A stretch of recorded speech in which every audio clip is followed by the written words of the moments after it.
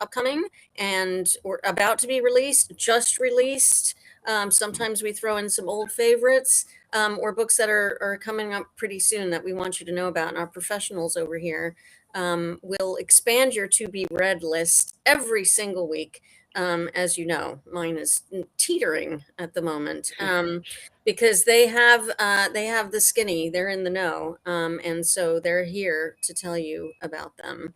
And we post links to all of the books that we discussed today in our little chat area over there, so that you can go ahead later and click on those and order them from Diesel. And I'm going to introduce everybody here in just a moment. But first, I want to tell you about a couple of events that are happening at the store in the next week. And first, I want to tell you about an event that is coming up tomorrow, Thursday. That's February 5th at 6:30 p.m. And we'll be having at the store Nicki Germaine with Garry W. Tallent and discussing and signing Springsteen at Liberty Hall. And this conversation is going to be moderated by Brandon Shaw. So that is tomorrow, 6:30 p.m. It's a ticketed event. So you can go ahead and go to www.dieselbookstore.com and you can purchase your ticket there. Then the other event I want to tell you about is another exciting event on Tuesday, February 10th at 7 p.m. Gregg Hurwitz will be with David Duchovny at the store discussing and signing Antihero, and that is a new Orphan X novel. So you don't want to miss that. That's going to be Tuesday, February 10th at 7 p.m. All right. That bit of business taken care of. And of course, I just want to mention, of course, you can see events way into the future. We've got some very exciting events coming up. I don't tell you about all of them here. Otherwise, we would never get to the books. But you can see all of them at dieselbookstore.com as well. And just click on events, and there's the months ahead. All right. Who do we have with us today? We've got a stellar group of book professionals here to talk to you about books. We have Liz Camfiord from Random House. Thank you, Liz, for joining us today. Dave Ehrlich from Chronicle Books to make us all hungry, no doubt. Welcome, Dave. And joining us, we haven't seen Kelsey for a while, our bookseller. She is taking a break from the counter to talk to us about books today. So let us begin. Dave, you wanna lead us off today? Right in. Thanks, Deborah, and thanks for having us today, Diesel. I'm going to begin, per usual, with a food title. This comes to us. This is coming out. It's coming out next week, but I believe when I check the tracking, y'all are getting it today and at the store, and you're welcome to throw it out on the shelf. No hard and fast release date. So it'll be in the store imminently. This is simply Donabe, and this comes to us from Quadrille, which is one of our fantastic distributed cookbook imprints at Chronicle Books. The author of this is Naoko Takei, and it is a beautiful hardcover cookbook celebrating donabe, which are earthenware pots that have been used in Japan for centuries, and they continue to be used and loved for their efficiency and beauty. Naoko is based in Los Angeles. She has a brick and mortar store in West Hollywood that's called Toiro, Toiro, look it up. And they sell donabe pots, which are these beautiful Japanese earthenware cooking vessels. She has made it her life's passion to bring the joy and the flavor and the experience of cooking with donabe to the U.S. She wrote a book on it about 11 years ago for 10 Speed. I don't have the title in front of me, very similar title, but it's been a while and she wanted to update it, and she has a lot of new recipes to share. I definitely want to check her store out. I have not had a chance to run over yet, but basically the store is full of beautiful earthenware Japanese cooking vessels, the finest that you can find. Donabes come in all sorts of styles. There's really basic ones, there's very simple ones, and then there's more elaborate ones. The ones in her store are, she's there to bring the best. But she's also there to show you how to cook in them and make incredible recipes. Part of Donabe cooking is that it is one pot. And that is the appeal of it. So we've done plenty of one-pot cookbooks. Chronicle's done them, everybody else has done them, but this puts a really cool Japanese one-pot spin on it. She writes in the introduction that Donabe is meant to bring people together, to have a communal experience, both in the preparation of the food and in the unveiling when you take the lid off and you have this remarkable dish that everyone can share. So not only is it this really remarkable way of cooking and a very simple, clean, and pure way of streamlined one-pot cooking, but it's also just something that brings people together in a fantastic, culinary communal experience. The book is divided into small bites that can be made in your Donabe: vegetarian dishes, seafood dishes, meats and mains, rice and noodles, even an interesting section on sweets. I'll share some of those with you in a moment that you can make in this amazing vessel. Dashi, sauces, and condiments. Really great things. There's a few vegetable-based appetizers, like these green beans and a walnut miso cream, which sounds really lovely for our vegetarian friends. We've got different salads and things that can be assembled and put together. A daikon salad with a shio koji vinaigrette. Really bold and bright with that unmistakable daikon flavor and a koji kind of wonderful citrus flavor. Steamed clams and cabbage in garlic yuzu kocho sauce. That's a showstopper right there. I'm just thinking about the feeling of putting this on a table and taking the lid off, and that kind of reveal. It's just a beautiful way to present and cook food. This sounds really great. I love oysters. Oyster hot pot with a miso rimmed broth. And again, just these tantalizing, and my light is making a lot of glare here, but beautiful photos of these remarkable dishes. The sweets section is really interesting to me in that you can make these things in the pot. Let me find one to tell you or tantalize you with. You can make a carrot and yuzu marmalade muffin. You can even, with an ice cream maker, you can make a hojika chocolate ice cream and even a matcha ice cream. We did a really cool matcha book last season, and that's obviously something that people are loving right now. And then there's some interesting ingredients. Anko with a purple sweet potato shiratama. And on and on and on. She has a whole section on shopping for the perfect Donabe, what you need for what you want to cook, what you should look for in the size of the Donabe that you buy, and then even information on how to care for your Donabe. So absolutely visit her store if you're in West Hollywood. Pick this lovely book up at Diesel. It will be on the shelves eminently, and bring this amazing Japanese one-pot flavor to your family and friends. That's simply Donabe. What a great book. What a great idea. I think hot pot's really having a moment right now, and I understand why. I love that this adds that whole other element of the beautiful earthenware to it, to make it just, just push it up a notch over there. Feels very classic. Yeah, and I think you can probably adapt a lot of these as well. For those who don't eat a lot of, if you want to substitute different kinds of things. sure. Yeah, I love it. And I missed the matcha book. Where's that? I got to find that. I'm writing that down. Yeah, right dig it now. up. Yeah, That was yeah. also quadrille, I believe. I got it. Yeah, no, I got to find that one because I cook with matcha a lot. It's like one of those miracle ingredients as well. Excellent. Thank you, Dave. I am hungry now. You've done your job. Okay. Kelsey, what have you got?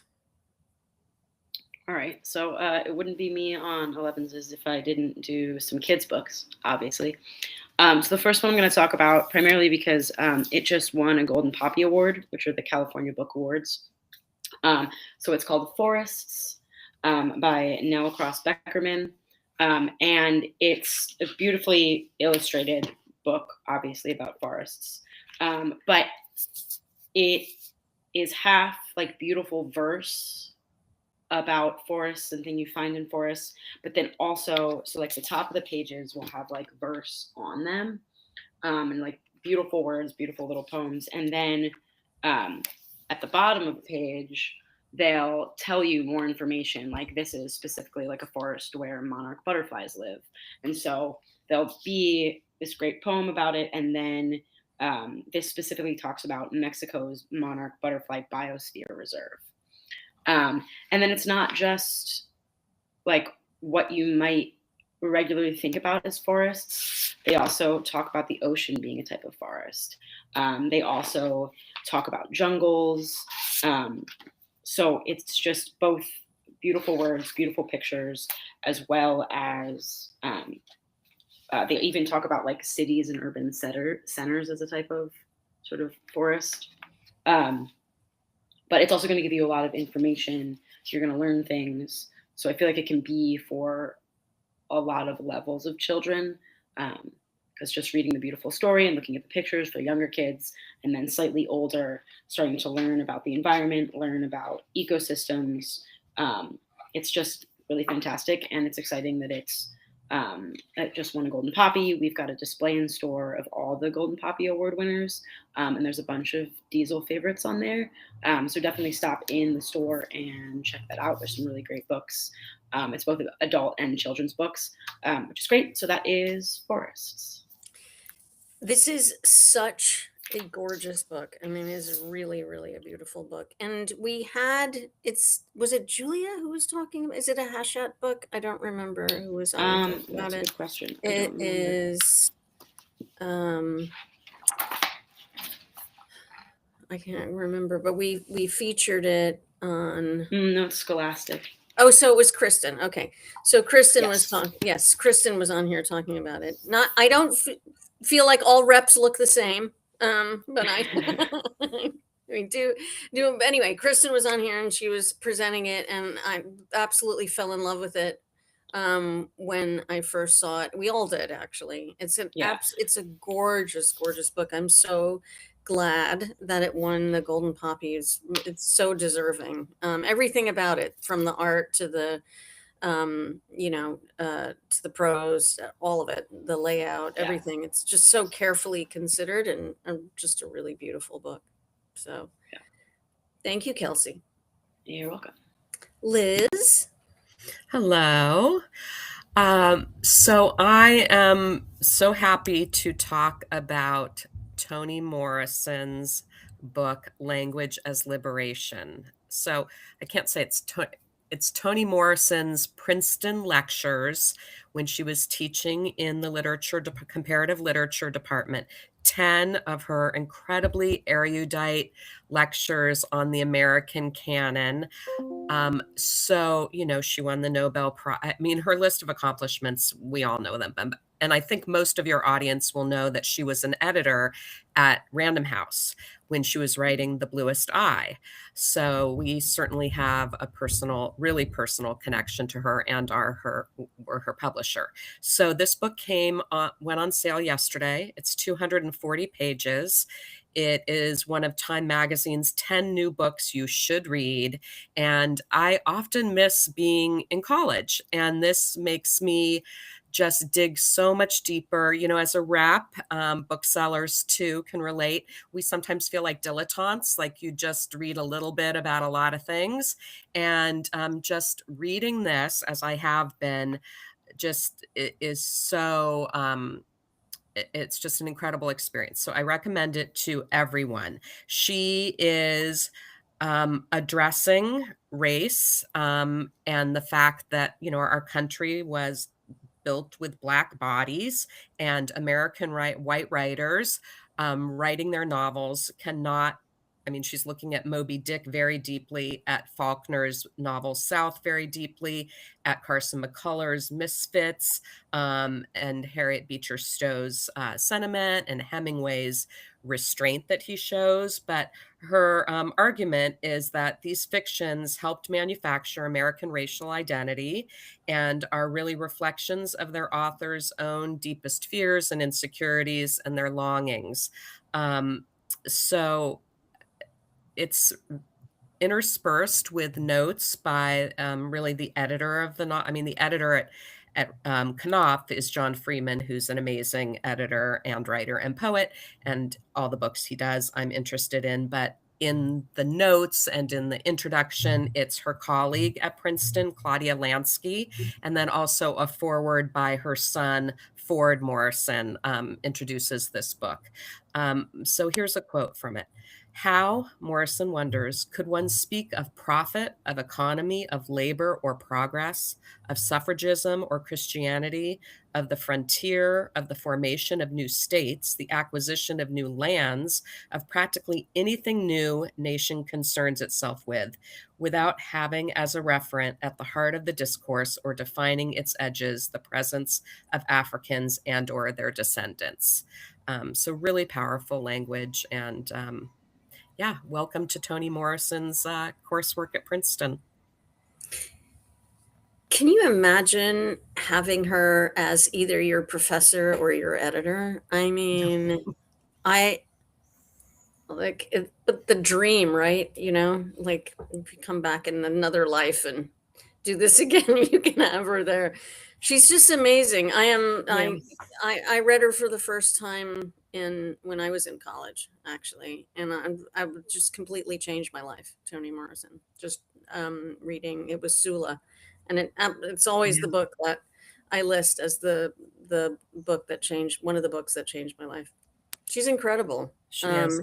The Bluest Eye will like stop you in your tracks. It's so short. All of them, really. All of them, really. But Yeah. oh my gosh, that's the one I read the most recently because I had never read her first novel, and it's just so she, you know, talks about Mark Twain. I mean, the table of contents alone, just if a customer picks it up and looks into it, you can, you know, dip in. You don't have to read it front to back. You know, if there's an author that you're really fascinated by, she may very well be addressing them. She definitely talks about Gertrude Stein. I mean, the thing is though, she's so deep, and it's so layered and nuanced, and you really do, I feel like deep reading is important with Toni Morrison. It's not, you know, a lot of writers, good writers, great writers even, you can enjoy on a couple of different levels. I think you can, you know, be entertained or reading it, you know, mostly on the surface, and then you can go back and see more. But for her, I think you have to, you know, you've got to give it time and attention, you know. Yeah. And you'll end up smarter. Yeah. And one of the last things I'll say is it's really wonderful to go back and see if you can find some of her commencement addresses. Yes. Which were like the best that ever were. Yes, absolutely. Yeah. Everything. So, and the gift that keeps on giving, which is awesome. Yeah. We just repackaged her backlist. So beautiful new covers and new introductions on Sula, Bluest Eye, Song of Solomon, and Tar Baby, I think. Excellent. Thank you so much, Liz. You're welcome. Dave? Okay. My second book today is a beautiful and really very important architectural book that we published late last season, towards the end of last year. This is Olle Lundberg, in Architecture of Craft. He was, and I say was because he unfortunately passed very suddenly and unexpectedly last October 31st. Olle Lundberg was an acclaimed San Francisco-based architect. He was based in the Dogpatch neighborhood, which is kind of behind Soma against the bay there in that part of San Francisco. He ran Lundberg Design, and it was founded in 1987. I'm going to try to do a share screen. I'm often quite clumsy at doing that, but I want to show you some of these beautiful images and amazing architectural creations he did before his passing. And I think they would look better on the screen than me holding the book up. But I'll give you a little background and talk about the book. The studio focused on the notion of craft, which is the unique piece or project handmade for an individual client, and also his use of recyclable, sustainable materials and objects. The book goes from the inception of the studio. It talks about his education. He was a University of Virginia student in the early 70s, and then he came to San Francisco and founded the studio in the 80s. So it traces his personal, his aesthetic, and his architectural journey. And he became really one of the most go-to architects for the Bay Area and some of its most beautiful and kind of modernist structures, residences. There's commercial buildings as well, and we'll get to those in a minute. He believed that architecture was about composition, about celebrating the environment that a building exists in, having an understanding and a respect for where the building is located and the world around it. It's no mistake that Andy Goldsworthy, the incredible environmental artist, writes the introduction for this book.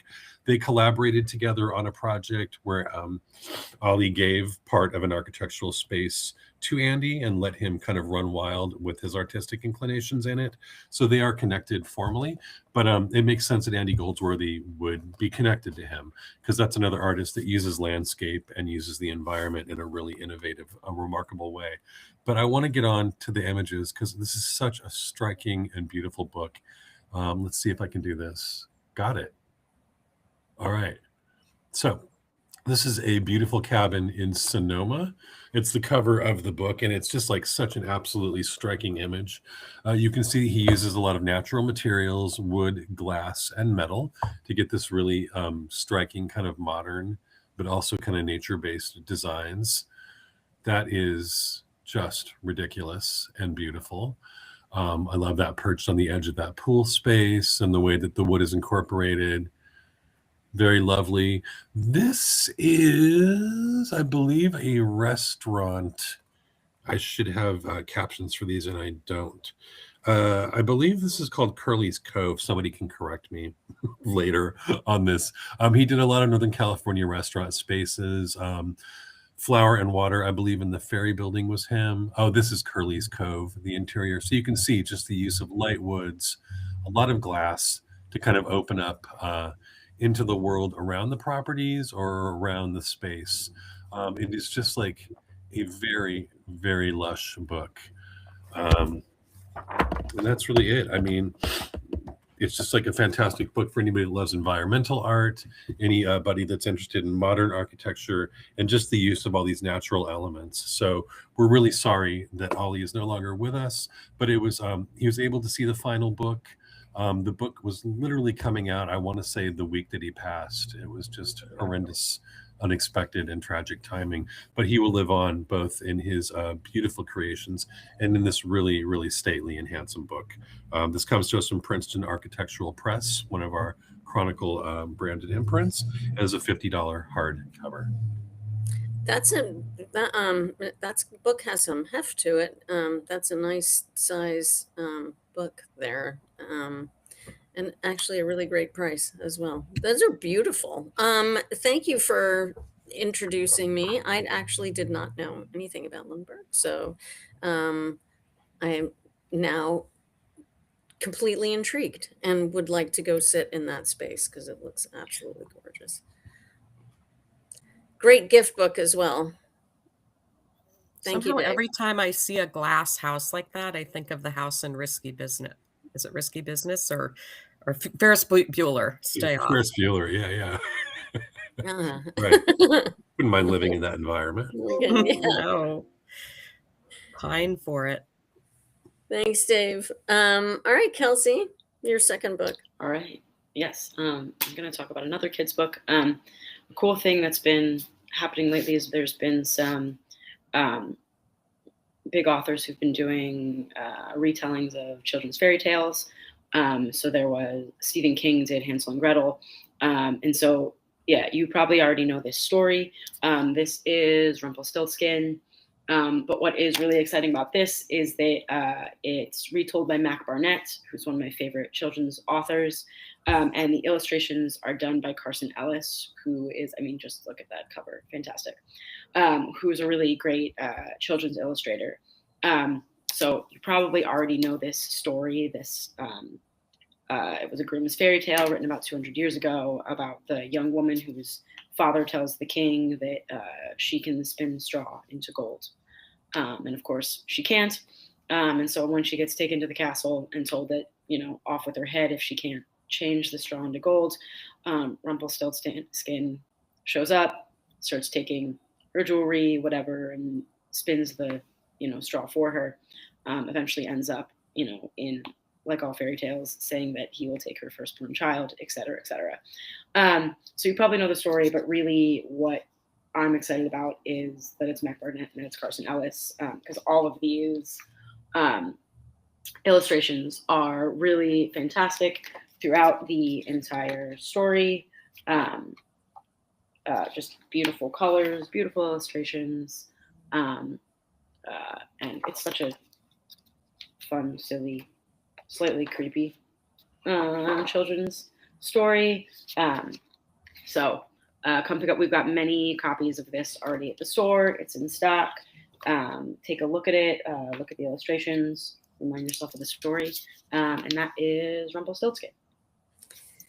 So just correct me if I'm right. Isn't Mac Barnett is just now the children's ambassador he was just named children's ambassador for Oh, yes.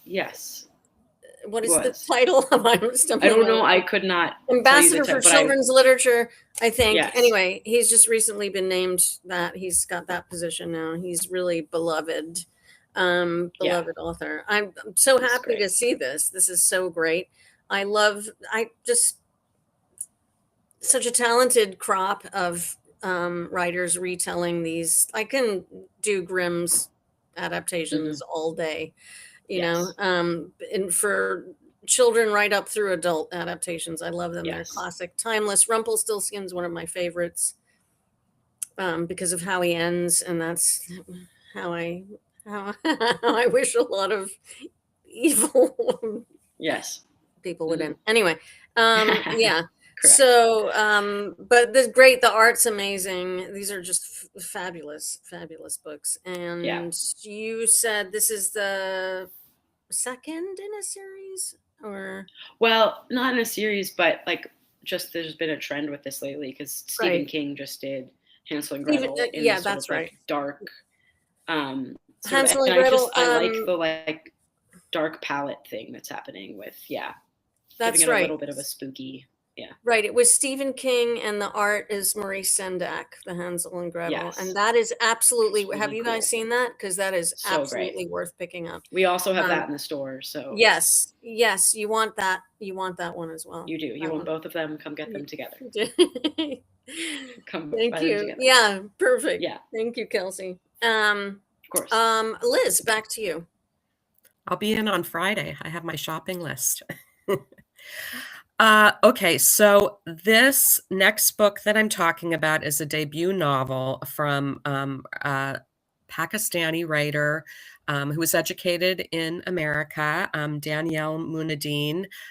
He got his law degree at Yale, but he splits his time between New York and his family farm in Pakistan. He won the Story Prize and awards for his short story collection, which was called In Other Rooms, Other Wonders. But this is next level. Totally think he'll be on like the Pulitzer finalists. These are my predictions. So you heard it here. Not first, because other people are saying it. He was on NPR's with Scott Simon, and that was just a fabulous interview. A lot is happening. I have people writing me, "Oh, have you read this yet? Have you read this yet?" I'm reading it for my book club now. I'm about halfway through this. Right now, I'm feeling like there are like shades of Downton Abbey as applied to Pakistan. So it's multi-generational. It actually follows a dozen characters, but you're not at sea with these characters. Like, it's so clearly written. And of course, at the beginning of the book, there is a list of the characters if you do need to go back and refer to them. But it opens so movingly on a market, a bazaar, where a 3-year-old is there holding a pair of brand new shoes. He's been abandoned. He's an orphan, and a tea stall owner takes him in and makes him part of the family. And so you follow that character, Yazid. There's some violence in here. There's lots of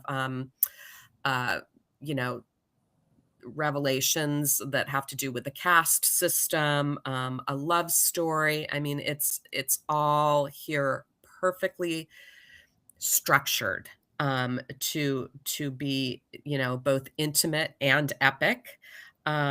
So you follow this character, you meet other characters. It's a feudal system, and this is contemporary Pakistan. So it's a feudal system, and there's, corruption, there's everything you can imagine. It also made me think of a book called Age of Vice that was set in India, that was a big, big splash publication.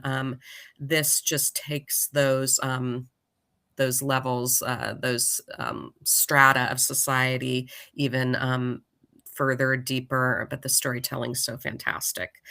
So I could go on and on about it, but I don't want to confuse listeners. Just pick up this book, and it's a beautifully told story. So I have my copy right here. Very excited about this. I've been saving it because when I first got it, I was like, oh yeah, I'm gonna really dive into this book and I'm really gonna get stuck into it. So I've been sort of saving it. Really excited about it. And Age of Vice. Anybody who's been following Elevenses for any amount of time has heard me talk about Age of Vice like at least half a dozen times. Mhm. Love that book, and I'm waiting for it's supposedly a trilogy. Oh, I'm still right. waiting for yeah. Where's the second one? It's amazing, and they're comparing a lot of books to it. And while we wait, but this looks fabulous. It's Yeah. already And on this is all in one. It's not a Right. trilogy. This is so satisfying. I cannot wait to talk to my book club about it. Great. Excellent. Thank you, Liz. Mhm. All right, Dave, why don't you start off our last round of the day? All right, in the home stretch, I'm going to cheat a little bit, and I'm going to go back into something that can be imbibed or eaten or drank. And it's going to be a drinking book, a little cute alcohol book called Behind the Bar, Tequila. This is, I think, the third in the series. These come to us again from Quadrille, and we've done Behind the Bar Tequila and Behind the Bar, vodka and Behind the Bar gin previously. This comes to us from Alia, Akkam, and these are 50 tequila cocktails from bars around the world. The Behind the Bar series is renowned for its kind of globe-spanning, adventurous spirit. These authors do travel the world. They interview bartenders at different bars all over the globe, and they find out what sort of drinks they make with a particular kind of spirit. So there are remarkable stories of over 50 different cocktails throughout this book. I think, and it says in the introduction, this is interesting, Americans did not know a lot about tequila, really maybe until after the 80s. I think a lot of people grew up with tequila being, oh, it's it just makes a margarita. Or it's just a shot with lime and salt. So it's like a very base idea of what tequila can do. But as we all learned more over the decades about alcohol and about drinks and about ingredients and spirits, you realize how deep tequila can be, how varied the flavors and varieties can be, and all the different kind of innovative ways it can be used in cocktails. So basically, Alia has gotten the stories behind these drinks from bartenders around the world. I'm going to show you a few little images as I hold them up here. There is a beautiful looking cocktail called the Calexico. This is from a bar in Kuala Lumpur. It was created by bartenders Nick Chu and Joel Poon. Each entry has like a really pretty little illustration, sometimes of the drink, sometimes of the bar where it was created. The Calexico has like a Rosa tequila, some Campari and vermouth, and then also like a medium roast coffee and a peach liqueur. So a really amazing depth of flavor, unexpected combinations. The Rosita, which was created at the Resposado bar in Toronto by bartender Barnabas Silua. This is the Rosita. Very rich, deep burgundy color and very pretty. This contains a Blanco tequila, a Fina sherry, a red vermouth, and a Campari, as well as dashes of cherry bitters. So you get like a really deep, complex currant flavor in that one. There is a beautiful Japanese-influenced drink called the Kargarita. I love this little illustration here with the lucky cat in this adorable little Japanese bar. This is created at a bar called Tokyo Confidential in Tokyo by bartenders Holly Graham and Waka Murata. This is Blanco tequila, lime juice, agave syrup, a jalapeno pickle juice, yes please, and as well as a koji, and this is a weird thing, 1/2 teaspoon chicken bouillon powder and chicken salt. Nice reaction, Deborah. So this Margarita mirrors the flavors of chicken karage. Because you certainly want that in a drink, or at least I know I do. And then I think this is fascinating. The Elizabeth Taylor, look at that little beautiful violet colored drink. This is from a bar called Anam Cara in Oslo. And I'm not even going to try to pronounce the bartender's name, but it contains, get this, butterfly pea flower infused Blanco tequila, a Chinoto liqueur, a violet liqueur, hence the name Elizabeth Taylor, and then a jasmine liqueur, lime juice, jalapeno syrup, 2 dashes of Scrappy's firewater tincture, and a salt. I like this description. Elizabeth Taylor sprang to mind when the bartender was presented with a jalapeno margarita. An image of her spellbinding violet eyes flashed before him, and he thought the drink might just benefit from the bravado of butterfly pea powder. That drink was originated in San Francisco and then perfected in the bar in Oslo. Admittedly, some of the ingredients in here are quite challenging to source. So I see this book as sort of a throwdown to ambitious home bartenders to say, source these things, you can find them, and we can find anything now. The internet is your friend. And we have remarkable, amazing spirits stores all over, Southern California that have imports and interesting obscure ingredients. Some things are easier to make than others. The book is good about suggesting substitutions if you're stumped and you can't find certain super obscure kind of little elements of the drinks. But I think this is meant as sort of a bounding off point for you to think about tequila differently. Think about the depth of it, the way it can be combined with unexpected infusions, flavors, and fruits, and different flavor profiles. This series is great. I have the other 2 in my little home bar library, and this one will get added to it. $20.99 hardcover, a beautiful, nice little compact gift for the sipper in your life. I love these books. They're just so much fun. I love books that it's not, like a huge investment, and it really gets your creative juices flowing, and gets you thinking about things. And I love a book that does something like that. I really want to meet that bartender who came up with that Elizabeth Taylor, because that bartender sounds interesting. Pretty creative. But yeah, it probably will not surprise you to know that I use butterfly pea powder quite a bit. Yeah. Well, I know where to find it now. Yeah. Just ask me. Because if you like to experiment with these kinds of things, and I do, the way things look and flavor profiles and things like that, it's hard to find. There's no naturally occurring blue things in nature to eat. So how do you, and this actually makes it's blue when you get the powder, but it turns things this absolutely amazing shade of violet, various purples, and you can kind of play with it, and you can make blue smoothies, and it's very cool, actually. And nice. Yeah. Anyway. And it has bravado. I really love the language. Yeah.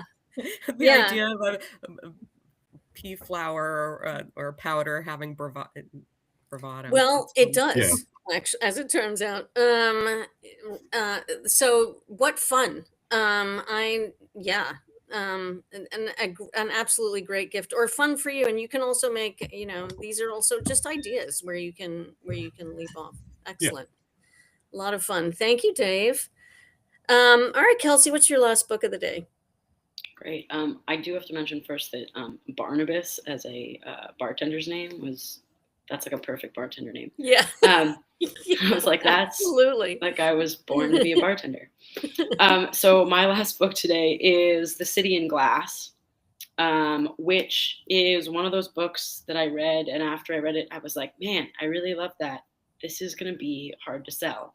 Every once in a while, there's just a book that you're like, this is going to be, because I don't often, but I read like 1 or 2 reviews before I started the book. This book was written by a woman who has won the Hugo Award before, which is for like science fiction fantasy. And I had read her fantasy retelling of The Great Gatsby, which I really enjoyed. But I read some reviews. There were a couple people that were like, nothing happens in this book. And at its base level, nothing does happen in this book, which is why it's kind of a weird sell. Because at the base level, it is about a demon named Vitrine who has loved this city of Azrael that she has mothered and looked after and cared for hundreds of years. And a couple angels come into the city and level the whole city. They destroy the whole city. You don't ever really find out why. I'm assuming it's some sort of sin-related thing. And so this entire city that she's taking care of is just absolutely leveled. And the story is really her just starting over, starting to rebuild the city, waiting for people to come back and start a new city and watch. So it's like 300 years of just watching a city grow at its base level, which doesn't, so not much happens. You know, she's cleaning up the city. But on a deeper level, it is about grief.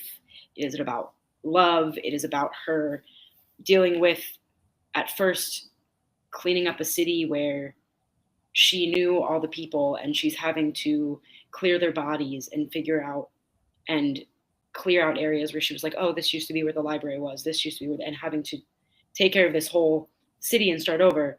And then her fear of, is anyone ever going to come back? Am I ever going to have a city again? And then coming to the realization that whatever newly gets built here, it's not going to be exactly the same as it was before. And how is she going to learn to love that city and love those people? And it just was really, really beautiful. And I really liked the writing. And there's sort of a side, I don't want to call it a love story because that makes it sort of, that doesn't give it the right level. She not captures, but sort of captures one of the angels before they flee the city after they ruin it. And he becomes sort of like attached to her and he can leave, but he has to always come back. So there's also this really interesting relationship of her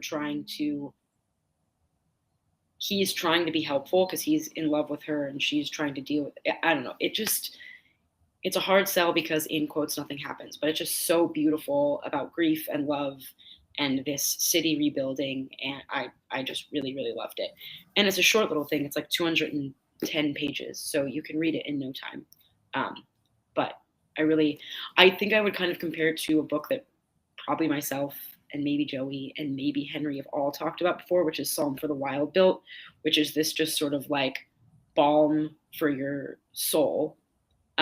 This is a little bit darker, a little bit more melancholy than those, but it's just kind of a beautiful thing to pick up and read. And it's a quick read and you'll get through it in like one night.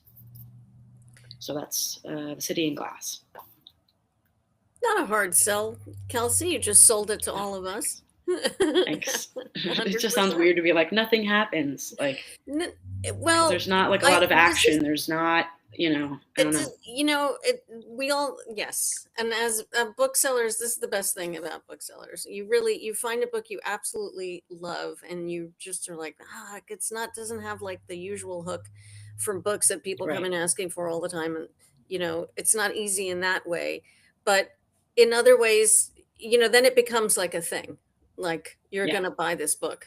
You're going to have this book. You need to read this book kind of a thing. And then, I can tell you're an evangelist for this one because it really moved you. But I think you did an amazing job of talking about a lot. And it's not an action novel, but but a lot does happen on a deeper level. Right. So, and I do think that was probably for some people because like if you pick this up thinking that's what it was going to be, right? Like, oh, it's going to be this science fiction, this fantasy that whatever, and then it's not. But I think if you know going in that it's just going to be this beautiful sort of meditation saga almost, yeah. And I think it's like the perfect length. I do think if it was longer, you'd get tired of this slow, like you'll skip like 50 years in the book. She'll just be like, and then 50 years went by and finally there was a ship on the horizon, like, so I think if it was longer, it maybe wouldn't work. But because it's this short, concise, it works really well. And it has a very interesting ending as well.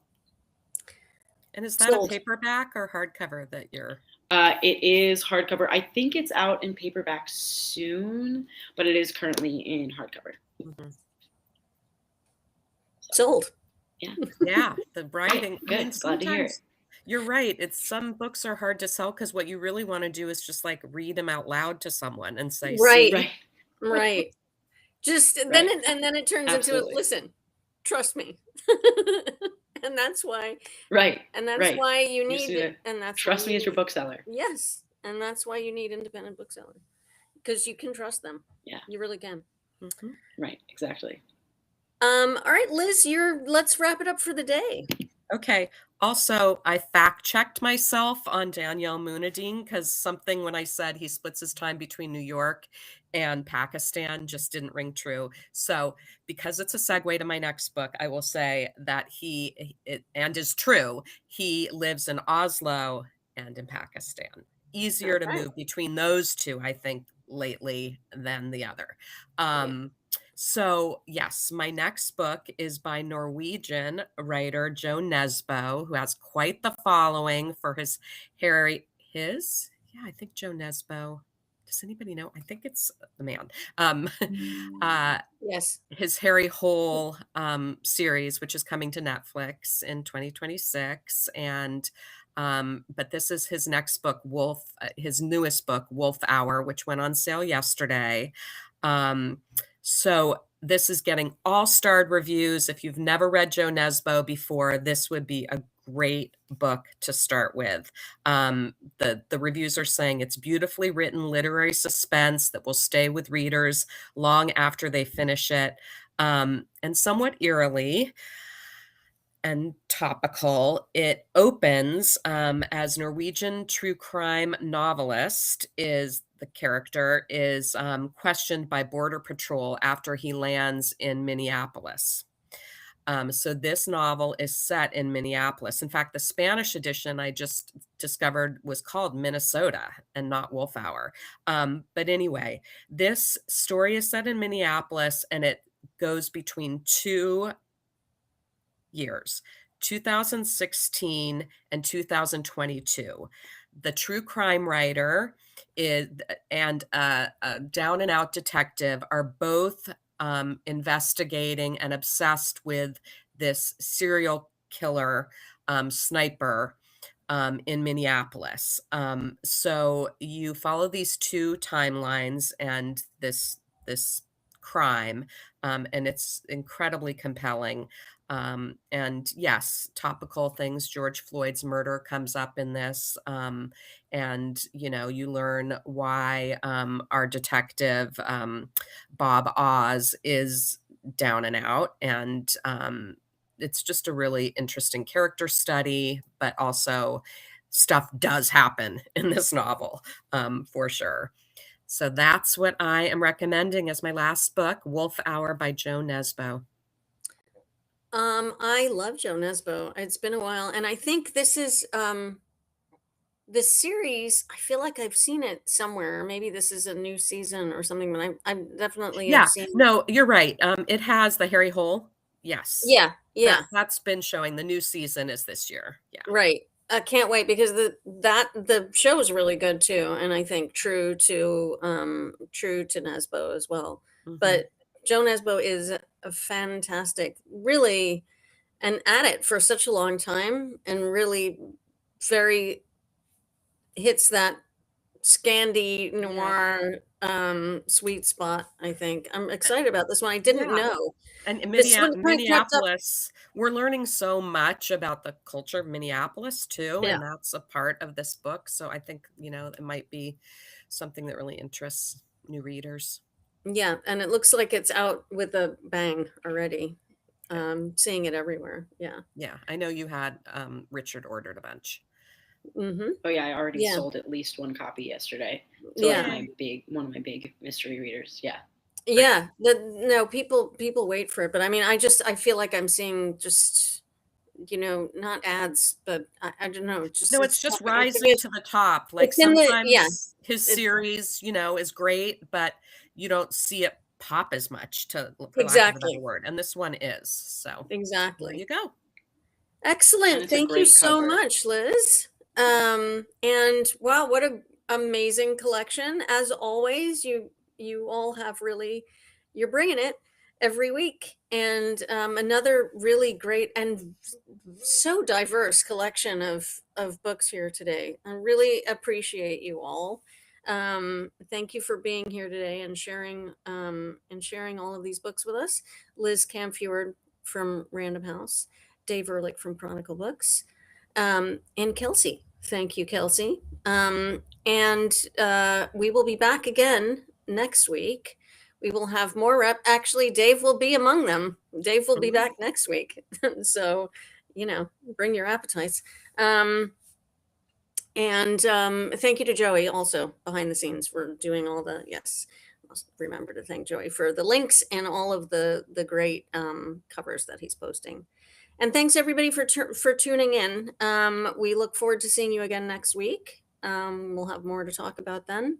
In the meantime, everybody have a wonderful week and happy reading. We'll see you next week. Thanks, Deborah. Bye. Bye.